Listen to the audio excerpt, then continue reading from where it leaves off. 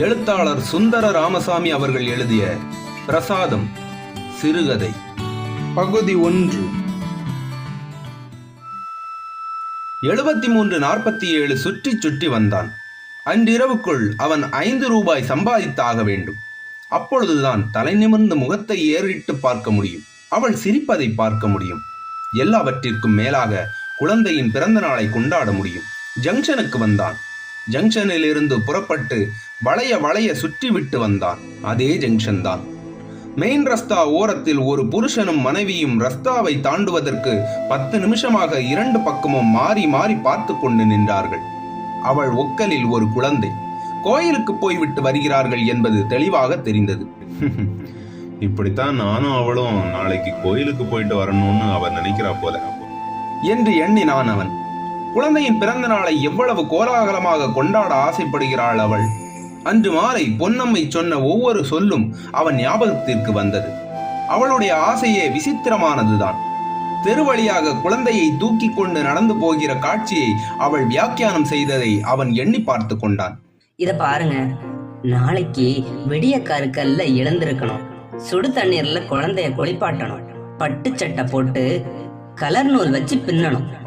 அந்த பின்னல்ல ஒரு ரோஜா, ஒரே ஒரு ரோஜா. அதுக்கு தனி அழகு. நாம 2 பேரும் குழந்தைய கோயிலுக்கு எடுத்துட்டு போறப்போ தெருவுல சாணி தெளிக்கிற பொண்ணுங்கள்ல இருந்து கோலம் இழைக்கும் பொண்ணுங்க வரைக்கும் எல்லாரும் தலை தூக்கி பார்க்கணும். அவங்க தலை தூக்கி பார்க்கறத நாம் பார்க்கணும். நாம் பார்த்து உங்களை பார்க்கணும். நீங்க எல்லாரும் பார்க்கறத பார்த்து என்ன பார்க்கணும். 73-47 ஒரு நிமிஷம் தான் நிற்கும் இடத்தை மறந்து சிரித்தான். சட்டென்று வாயை மூடிக்கொண்டான். தம்பதிகள் ரஸ்தாவை தாண்டி போய்விட்டார்கள். ஆனால் பொன்னம்மை போட்ட திட்டமெல்லாம் நிறைவேறுவதற்கு இன்னும் 5 ரூபாய் வேண்டும். 50 ரூபாய் செலவாகும். ஆனால் பொன்னம்மை அவனிடம் 5 ரூபாய் தான் கேட்டாள். துணிமணி கடனாக வாங்கி கொண்டு வந்து விட்டாள். அதை இரவோடு இரவாக தைக்கவும் கொடுத்து விட்டாள். சீட்டு பணம் பிடித்து குழந்தைக்கு மாலை வாங்கி விட்டாள். பால் விற்று அதையும் அடைத்து விடுவாள். பிறந்த நாளை ஒட்டிய சில்லறை செலவுக்காகத்தான் அவள் பணம் கேட்டாள். 5 ரூபாய் காசு. வீட்டில் காலனா கிடையாது. காலனா என்றால் காலனா கிடையாது. அன்று தேதி 25. கைத்தடியை பூட்ஸில் தட்டி கொண்டே நின்றான் 73-47. அவனை பார்ப்பதற்கு வேடிக்கையாக இருந்தது. ஒரு தடவை பார்த்தவர்கள் அவன் முகத்தை மறக்க முடியாது. முகத்தில் ஆறாத அம்மை தழும்பு, அடர்த்தியான புருவம், மண்டி வளர்ந்து 2 புருவமும் ஒன்றாக இணைந்து விட்டது. காது விளிம்பில் ரோமம், மூக்கிற்கு கீழே கருவண்டு உட்கார்ந்திருப்பதை போல பொடி மீசை. அவன் பார்வை தாழ்ந்து பறக்கும் பருந்தின் நிழல் மாதிரி ஓடிற்று. நீளமாக ஓடிற்று. வட்டம் போட்டது. குறுக்கும் மறுக்கும் பாய்ந்தது. ஒன்றும் அகப்படவில்லை. கழுத்தில் வேர்வை வழிந்தது. முகத்தில் சோர்வு. அங்கமெல்லாம் அசதி. சர்வீஸில் புகுந்த பின்பு இன்று போல ஒரு நாளும் விடிந்ததில்லை.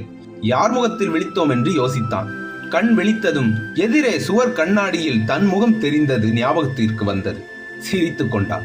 பகற்காட்சி சினிமா முடிந்து மனித வெள்ளம் தெருவெங்கும் வழிந்தது. நெரிசலில் இருந்து விலகி நின்று கொண்டான். கூட்டம் குறைந்ததும் மீண்டும் நடந்தான். 4 மணிக்கு ஆரம்பித்த அலைச்சல் மணி 7 அடித்து விட்டது. இன்னும் சில நிமிஷங்களில் 8 அடித்துவிடும். பொழுது போய்கொண்டே இருந்தது. அன்று சைக்கிளில் விளக்கில்லாமல் போவாரில்லை. சிறுநீர் கழிப்பதற்கு பிரசித்தமான சந்துகள் ஒன்று பாக்கி இல்லாமல் தாண்டி வந்தாகிவிட்டது. சந்துக்குள் நுழைபவர்களின் கண்களுக்கு தென்படாமல் நின்று நின்று பார்த்தாகிவிட்டது. கால் வலி எடுத்ததுதான் மிச்சம். ஒரு குழந்தை கூட ஒண்ணுக்கு போகவில்லை. முன்பெல்லாம் நம்மவர்கள் சாதாரண மனிதர்களாக இருந்தார்கள். இப்பொழுது பிரஜைகளாகிவிட்டார்கள்.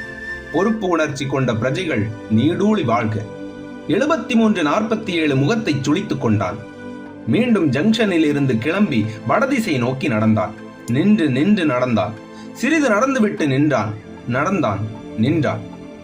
கோபமாக வந்தது. எதிரே வந்த டாக்ஸிக்காரர்களை எல்லாம் பட்டென கை காட்டி நிறுத்தினான். எல்லோரும் ஒழுங்காக லைசன்ஸ் வைத்திருந்தார்கள். 5 பேர் போக வேண்டிய வண்டியில் 3 பேர் போகிறார்கள். 4 பேர் போக வேண்டிய வண்டியில் டிரைவர் மட்டும் போகிறான். பேஷ், இனிமேல் இந்த தேசத்தில் போலீஸ்காரர்கள் தேவையில்லை. கூலிகள் யாரையாவது அதட்டி பார்க்கலாம் என்றால் ஒருவரையும் காணோம். புது சினிமா ஆரம்பமாகிற நாள், அதற்கும் ஒருவரையும் காணோம். எல்லா கழுதைகளும் சினிமாவில் காசை கரியாக்குகிறார்கள். அந்தி மயங்குகிற சமயம். கூல்ட்ரிங்க் கடையில் பிரிட் வியாபாரம் ஆரம்பமாகும். மதுவிலக்கு அமுலில் இருக்கும் பிராந்தியம் இது. கடையின் வாசலில் போய் நின்று விட்டால் போதும், மாதாந்திர படி கையில் விழுந்துவிடும். பிறந்த நாளை ஜமாய்த்து விடலாம். ஆனால் கடை பூட்டி இருக்கிறது. அவன் பாட்டிக்கு குழந்தை பிறந்திருக்கும். வியாபாரத்தை கண்ணுக்கு கண்ணாக கவனிக்க வேண்டாமோ?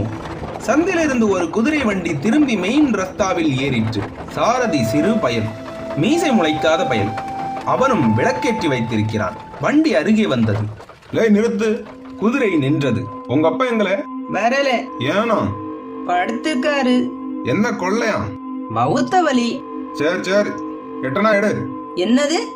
எட்டனா எடுல. அட ஒம்மான இல்ல, உங்க அம்மா தாலி. எடுல எட்டனா. அட இன்ன பாரம் என்று சொல்லிக்கொண்டே பயல் நுகக்காலில் நின்று கொண்டு வேஷ்டியை நன்றாக உதறி கட்டி கொண்டான். மொகரைய பாரு, மொகரைய. ஓடல ஓடு. குதிரை வண்டி வச்சிருக்காங்க, குதிரை வண்டி. மனுஷனா பிறந்தவன் இதுல ஏறுவானா? குதிரை நகர்ந்தது. 7347 இப்போது தபால் ஆபீஸ் பக்கம் வந்தான். எதிர்சாரி வெற்றிலைப்பாக்கு கடை பெஞ்சில் அமர்ந்தான். தொப்பியை எடுத்து மடியில் வைத்துக் கொண்டான். தலையை தடவி விட்டுக் கொண்டான். கையெல்லாம் ஈரமாகிவிட்டது. எரிச்சல் தாங்க முடியவில்லை. தொடை நோவும்படி நிக்கரில் பிசைந்து பிசைந்து துடைத்துக் கொண்டான். மேற்கும் கிழக்கும் பார்த்தான். அப்பொழுது தபால் நிலையத்தை நோக்கி ஒரு கனமான உருவம் வருவது தெரிந்தது. எங்கோ பார்த்த முகம் போல் இருந்தது. கிருஷ்ணன் கோயில் அர்ச்சகரோ? கிருஷ்ணன் கோயில் அர்ச்சகர் தபால் ஆபீஸில் நுழைந்தார். கூர்ந்து கவனித்தான் 7347. அர்ச்சகர் கையில் ஒரு நீள உரை. எழுந்து பின்னாலே சென்றான். அர்ச்சகர் தபால் பெட்டி அருகே சென்று விட்டார். ஓய், சட்டென்று திரும்பினார். இங்க வாரம். இத போட்டுட்டு வந்துடுறேனே. போடாமே வாரம். அர்ச்சகர் ஸ்தம்பித்து நின்றார். வரமாட்டீரு? வாரங்க. ஒரு அதட்டல். அர்ச்சகர் தயங்கி தயங்கி வந்தார். நல்ல கனமான சரீரம், முழுமுழுவென்று உடம்பு. உடம்பு பூராவும் எண்ணெய் தடவியது போல் மினுமினுப்பு. வளைகாப்புக்கு காணும்படி வயிறு. அர்ச்சகர் முன்னால் வந்து நின்றார். அது என்னது கையில? கவர். என்ன கவரு? ஒண்ணுமில்ல, சாதா கவர் தான். தபால்ல சேர்க்க போறேன். அப்படியா? இங்க கொண்டாரும் பாப்போம். வாங்கி பார்த்தான். உரையோடு ஒரு கார்டும் இருந்தது. கார்டு யாரோ யாருக்கோ எழுதியது. நீள உரை. உள்ளூர் டிஎஸ்பி அலுவலகத்திற்கு போக வேண்டியது. 7347 அர்ச்சகர் முகத்தை வெறித்து பார்த்தான். அர்ச்சகர் முகம் சிவந்தது. இமைக்காமல் பார்த்து கொண்டே இருந்தான். அர்ச்சகர் முகம் மேலும் சிவந்தது.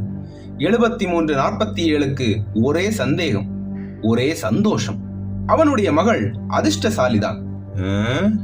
இந்த கவர் உம்மா கையில எப்படி சிக்கிச்சு? குரலில் அதிகாரம் இடுக்கேறிவிட்டது. அர்ச்சகர் உதட்டை பூட்டிக் கொண்டு நின்றார். முகம் தொங்கி போய்விட்டது. வாயில என்ன கொழுக்கட்டையா? அதற்கும் பதில் இல்லை. மயிலே மயிலே இறகு போடுன்னா போடாது. நடவோய் ஸ்டேஷனுக்கு. ஸ்டேஷனுக்கு என்ற வார்த்தை காதில் விழுந்ததும் உடம்பை ஒரு உலுக்கு உலுக்கியது அர்ச்சகருக்கு. எழுத்தாளர் சுந்தர ராமசாமி அவர்கள் எழுதிய பிரசாதம் சிறுகதை தொடரும்.